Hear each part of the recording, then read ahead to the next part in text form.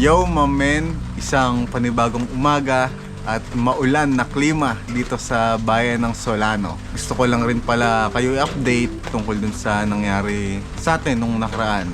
Na okay naman si mamen, bale nakagat tayo ng asong gala dun sa parting kabundukan dito sa Nueva Vizcaya. Hindi pa ako tumatahol ngayon. Bali, ayan, dito tayo sa hita, kinagat nung aso. Medyo malaki kasi siya, kaya hindi ko pinagwalang bahala. Dahil syempre delikado yon at baka maging alama tayo pagka narabis tayo. At gusto ko rin pala magpasalamat sa mga nag-aalala sa akin nung araw na yon, lalo na kay mama, sa mama ko at sa diko ko, at syempre kay Kuya Boy P na hindi nagdalawang isip na dalhin agad tayo at samahan sa Bayombong Hospital. At ayun, salamat din pala kay Erica na nag-assist sa atin doon para mapabilis yung pag-injection sa atin doon.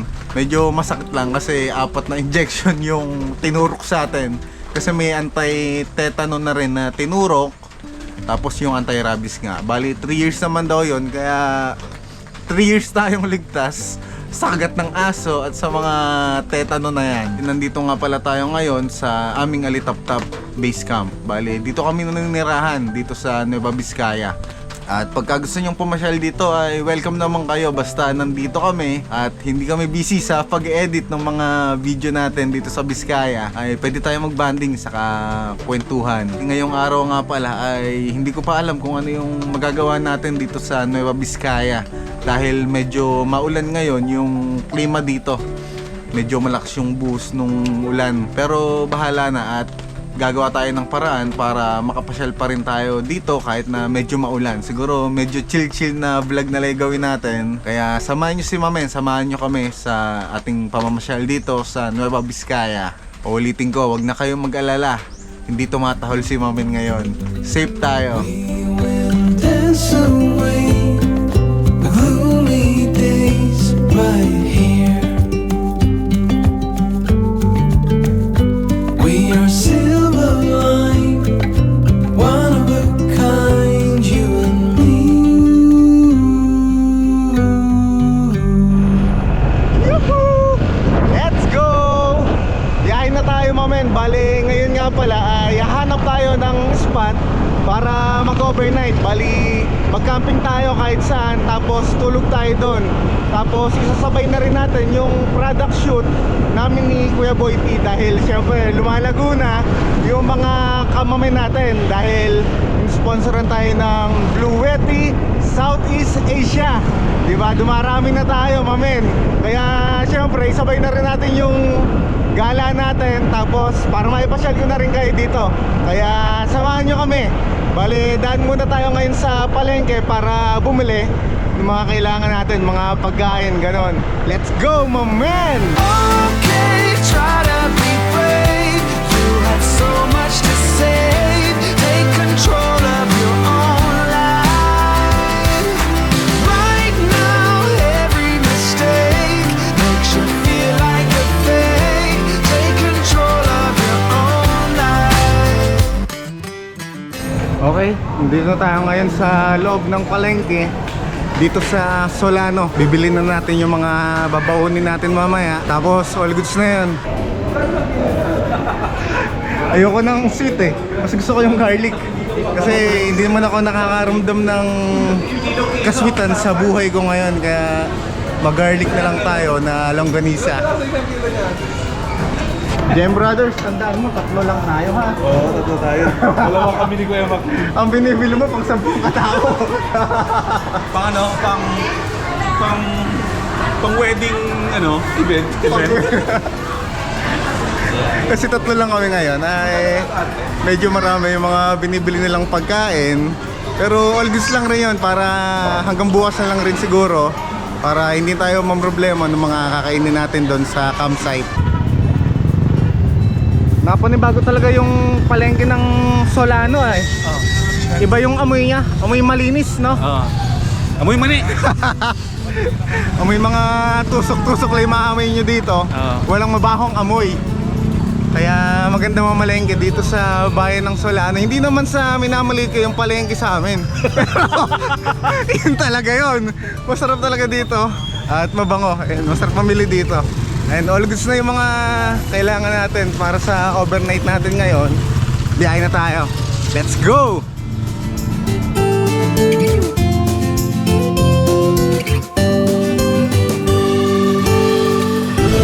Biyahe na tayo. Bale, sabi nga pala ni JM Brothers ay may alam siyang spot dito sa Gawing Solano. May mga 15 minutes lang daw at nandun na tayo sa spot na yon. Raw camping ang gagawin natin ngayon. Talagang nasa tabi-tabi lang siya. Siyempre, bagong experience na naman yun sa atin na matulog lang tayo kung saan. Kaya samahan nyo kami at panibagong experience na naman itong mangyayari ngayon. I love Curifang. Mukhang medyo malapit-lapit na tayo dun sa spot na pupuntahan natin. Dahil sabi nga ni JM ay ilang minuto lang to.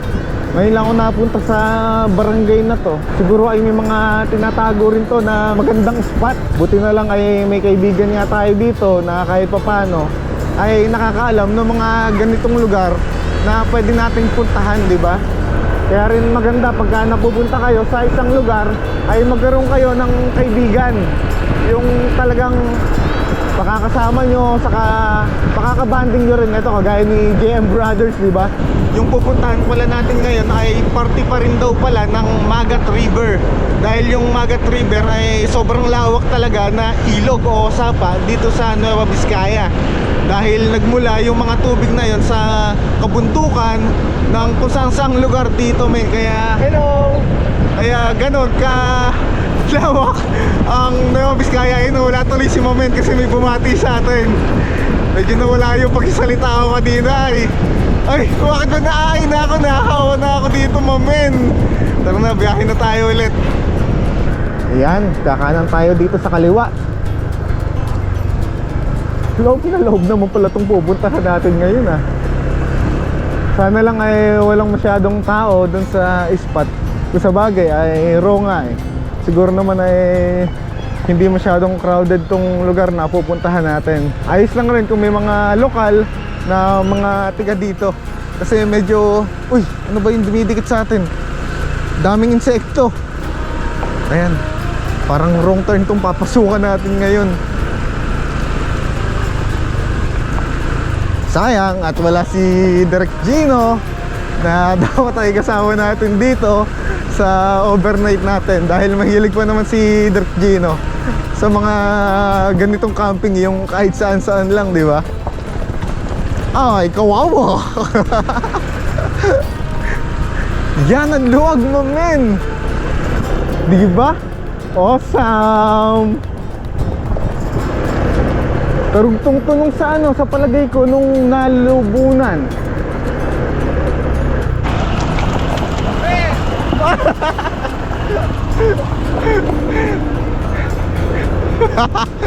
Oy, Dirgino, kawawa. Bilisan mo na kasi. At napakasarap mag-camping dito, mamen. At namimiss ka na rin namin, syempre, di ba? Alam mo naman na tayong tatlo madalas ang magkakasama nila, Kuya Boy P. Kaya bilisan mo, hintayin ka namin dito. Tapos alis na ulit tayo, libutin natin ang Vizcaya at explore natin yung mga ganitong lugar dito. Ayan na ang ulan. Lumalakas-lakas na siya, mamen. Pero okay lang naman dahil nag-enjoy ako sa mga nakikita ko ngayon. Kaso ay palagi ko hindi ko maipapakita sa inyo ng gusto ngayon. Kaya bukas siguro ng umaga makikita natin to ng gusto at mas maganda. Mas mapapakita ko sa inyo ng solid na solid, di ba? Kaya stay put lang kayo at samahan nyo kami sa aming camping ngayon dito sa sikretong lugar na alam ni Paring JM. Doon pa ilog? Yung pagpapwestuhan natin. Oo.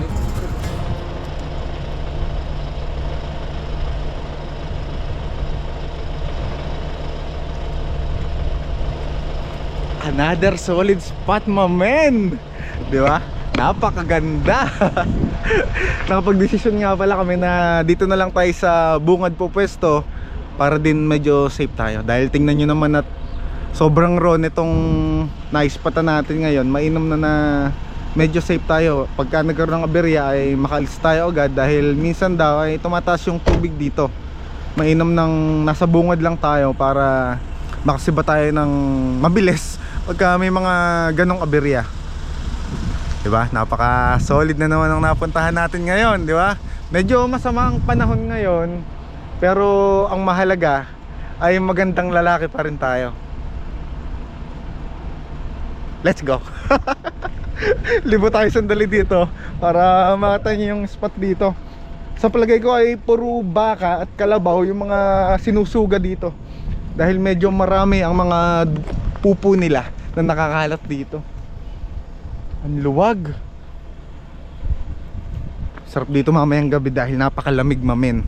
Dahil kami ay mahilig sa malamig na klima, yung mga ganitong klase ng panahon, yung maulap-ulap, medyo may konting ambon, pero wag lang lalakasan na ng gusto para ma-enjoy at masulit natin itong spot natin ngayon. Jem, saan tayo pwesto? Mas maganda ba doon? Oo, may naroon ng gumamit na kalan doon. As in yung naayos na ba to? Oh, ayan, Ibig nice sabihin yan. may nag-i-stay talaga dyan. Ayos, mas good yun. Safe tayo. Safe, oo. Tara, lilipat daw tayo dun sa kabilang party pala nito dahil may kalan na rin.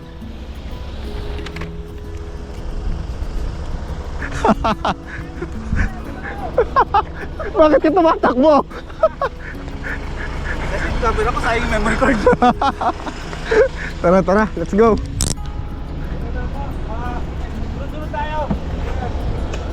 Sunod lang tayo sa kanila. Let's go. Woohoo! Napakagaan talaga sa loob ng mga lugar dito sa Nueva Vizcaya. Ang sarap, alam mo yun, para hinihili. Lalo pag humangin. Tapos maririnig mo yung mga huni lang ng mga ibon o kaya yung mga hayop sa paligid. Ultimo yung mga kulisap nga eh. Napakasarap sa tenga. Alam mo yun, para silang mga musika sa amin pagka naririnig namin sila dito. Yan, ditong parte daw ata yun. Ay, magandang spot nga to ay. Nahahawa na talaga si Mamen sa mga punto-punto dito yung may ay.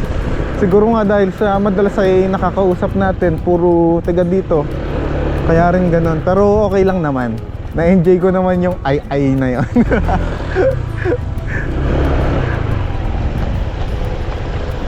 All goods, dito na tayo.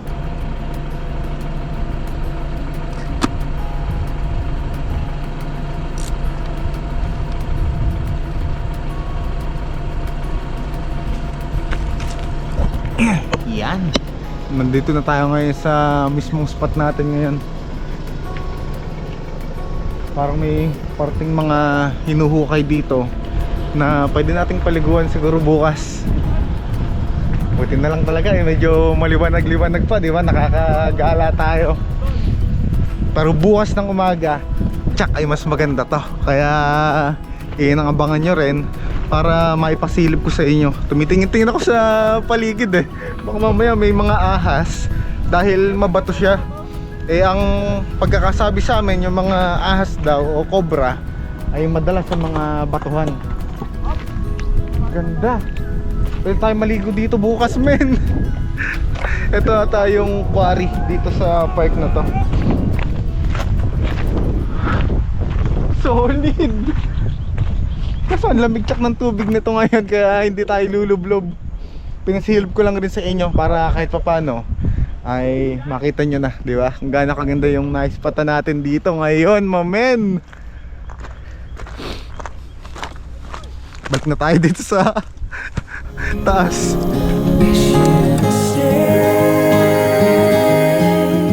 Stayed here beside me. This isn't how it's supposed to be. Wish you'd stayed here right with me. I can't shake that feeling that we said goodbye too soon. Ganda ng pwesto natin ngayon ah. Magandang gabi na sa inyo mga men. Kanina nga pala ay hindi na tayo nakapag-video dahil gusto kong sulitin yung ganda nitong bagong spot natin. Dito lang rin to sa Solano. Ito nga yung sinasabi ko sa inyo na yung mga magandang spot dito ay matatagpuan nyo lang kung saan saan. Kaya hindi kayo mahihirapan humanap ng mga spot dito para mag-relax o mag-chill nga kayo. Kaya kanina ay sinulit ko talaga yung panahon dito. Saka yung ganda kasi ng klima kanina ay talagang napakaganda. Ayun, sinulit ko talaga at binigyan ko muna ng pahinga rin yung sarili ko para kahit papano ay makabawi tayo ng lakas dahil nga yung nakaraan ay nagkaroon tayo ng konting aberya. Konti lang naman pero kasama naman sa buhay yun, di ba? Hindi naman tayo magkakaroon ng problema na hindi natin masusolusyonan. Kaya all goods na, hindi naman na tumatahol-tahol si Mamen. Sure naman na wala tayong rabies kasi napagpa-injection na tayo, di ba? Hindi na ako aalulong. Yun nga, kanina ay nagkaroon lang kami dito ng konting salo-salo. Tapos nagbanding kami at kumain. Bale, nagluto si Kuya Boy ng aming kakainin. Tapos yun yung pinagsaluhan namin. Siguro ay dito ko muna puputulin yung video natin dahil medyo humahawa na naman ang kadaldalan ni Mamen. Bukas papakita ko sa inyo kung gaano kaganda yung spot pag sikat ng araw. Good night, Mamen. Good night, JM Brothers. Good night.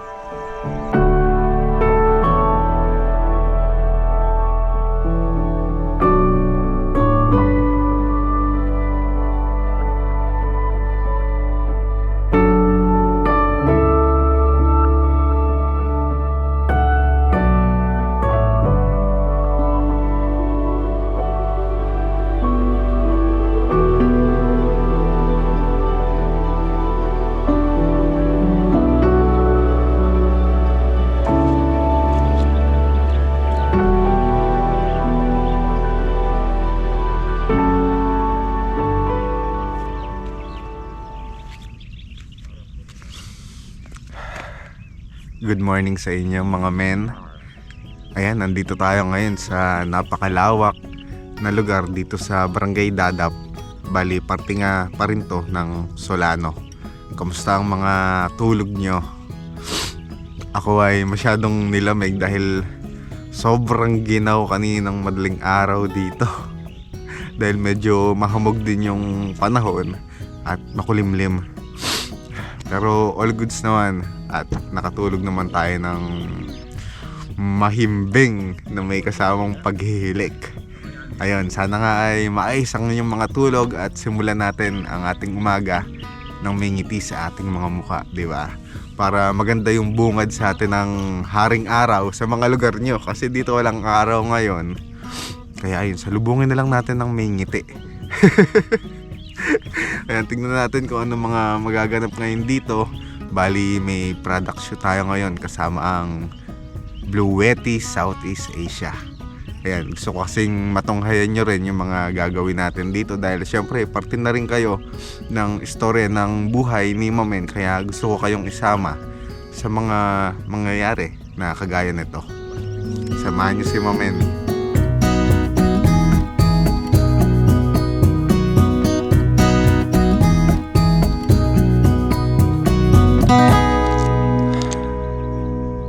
Napakasarap lang gumising sa ganitong lugar. Tapos sobrang tahimik. Tapos sabayan pa natin ng mainit na kape. Talagang mabuboost yung energy mo pagka ganito yung gagawin mo sa umaga. Ayan, makikita mo yung napakalawak na lupain dito. At puro kabundukan sa paligid. Napakagaan sa pakiramdam. Ito yung tinatawag na pahinga na ginagawa namin sa tuwing nagka-camping kami. Kaya rin gusto namin i-share sa inyo para kahit sa panonood ay makapag-chill kayo, makakita kayo ng mga ganito kagagandang lugar, di ba? Kasi minsan talaga ay kailangan natin ng pahinga nga sa buhay natin dahil minsan sobrang grind nga natin. Nakakalimutan na natin minsan bigyan ng oras yung sarili natin sa mga ganitong pagkakataon, yung sa mga ganitong bagay. Minsan kailangan nyo rin yon, kaya kayo din pag may pagkakataon ay bigyan nyo ng oras yung sarili nyo para huminga muna sa mundo natin. Tapos sabayan nyo ng mainit na kape. Talagang napakasarap.